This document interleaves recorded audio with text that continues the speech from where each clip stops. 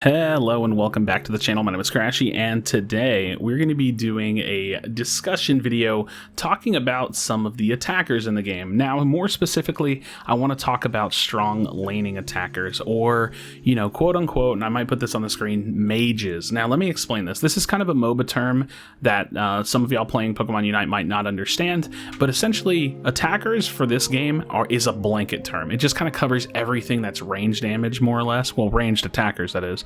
And it is kind of covering multiple roles or like multiple archetypes of characters that other MOBAs have that Pokemon Unite has just condensed down to the attacker role. So I'm going to probably briefly pull up a list of the actual attackers that are in the game, and I'm going to go on ahead and kind of explain where they fall. So let's look at the attackers. We have in alphabetical order, we have Cinderace, Cram, Gardevoir, Greninja, Ninetales, Pikachu, Sylveon, and Venusaur. Now, you might hear me say this all the time, and if you've never understood it, I'm sorry, I probably should have explained sooner, but you have an attacker role or an archetype in other MOBAs, or, like a term that other MOBAs will use or other communities will use called AD carry.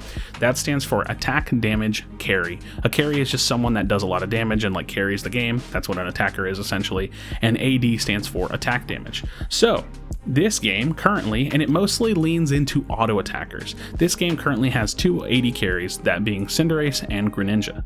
Now, the other kind of like pseudo archetype of the attacker role is what you would call a mage, or that's really what's called in other games. In this game, it doesn't really make sense to call them mages because that's really like thematic to kind of like fantasy games. But you have your ability-focused damage dealers.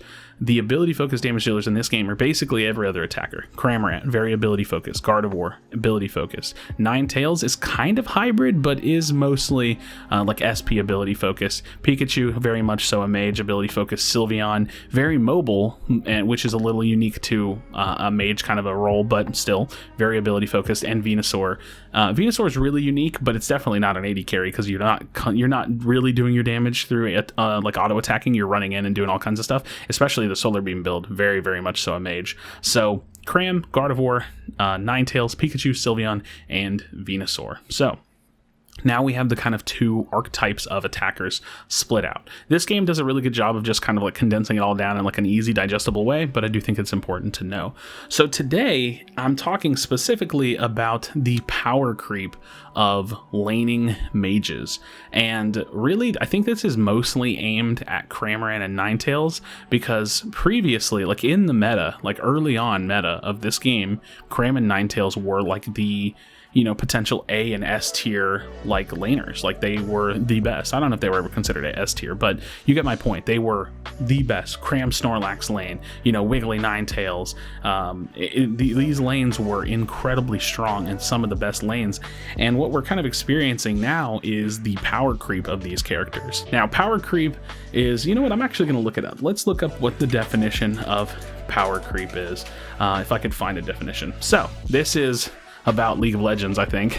But power creep, this is just straight off of Google. The power creep is a phenomenon that occurs in video games wherein new content grows increasingly powerful, subsequently rendering previous content obsolete. So what that means is that the more they update the game, the more items, the more balance, the more characters, the older content, the older characters in Pokemon will, subsequently become obsolete. They won't be as good. And that's actually exactly what we have here. So in the case of Cram, well, Cram is still really good, and so is Ninetales, for the sake of saying. I want to make that very clear, and we'll talk about that here a little bit more in just a second.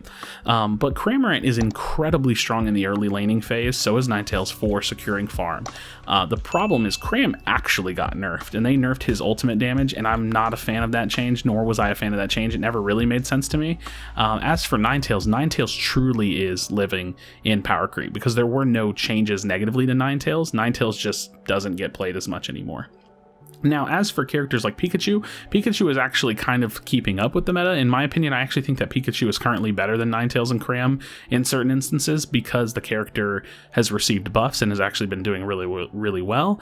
And as for the other mage type characters, Gardevoir has always been in Gardevoir's position. She's kind of just struggling. We know that. We don't really need to talk about it.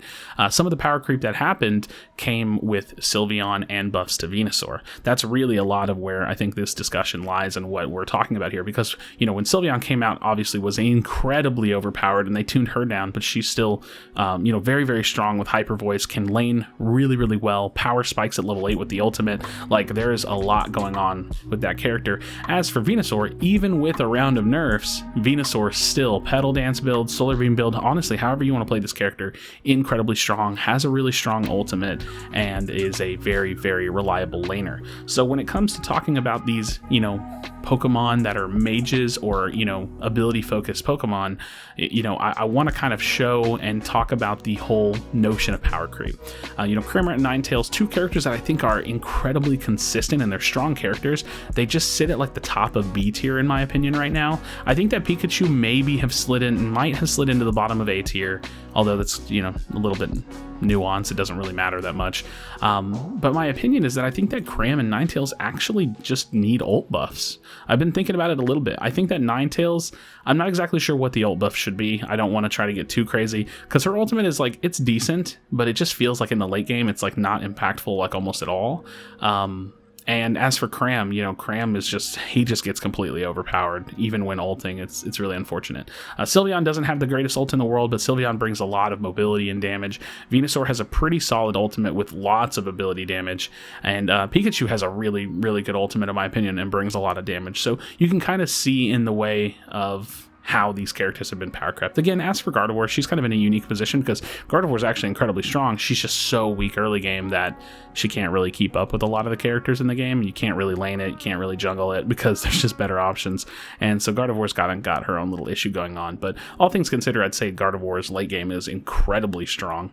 But yeah, that's where a lot of my opinion on this discussion is coming from. So what do you do? What do you do about power creep? Well, realistically, I think it's important for the developers to reassess some of the older characters as time goes on, and that's part of MOBA balancing in general. I always say that balance isn't really something that I think that can be achieved. It's something that's pursued. So, you know, as the game does pursue forward and continues to be developed and, you know, new content comes out, new items, a new season changes and balance and stuff like that, I think it's important for the developers to make sure that they are focusing on some of that older content, the older characters, and that's really all we're seeing here. So those are kind of my opinions. I would love to hear your thoughts in the comments down below. Again, I think that Cramorant and Ninetales by no means at all are they bad, right? I'm not meaning to spit that out. I do just want to bring up the discussion of power creep, the discussion of mages and the archetypes of attackers, and just try to you know, spread some dialogue and hear your thoughts on it. I'm assuming that for some of y'all, this kind of a discussion might be incredibly new because maybe you just haven't understood the kind of nuance of the different types of attackers and or how to classify them, and maybe even the entire concept of power creep and how, you know, adding new content, adding new characters, and having, you know, waves of buffs and nerfs can shift around the meta. So let me know your thoughts in the comment section down below. For Cram, Ninetales, I really do think that they just need a little bit of buffs. Gardevoir obviously needs some buffs for the early game at very least. And yeah, as always, friends, be sure to be kind to one another. Tell someone that you love them, and I'll see you on the next video.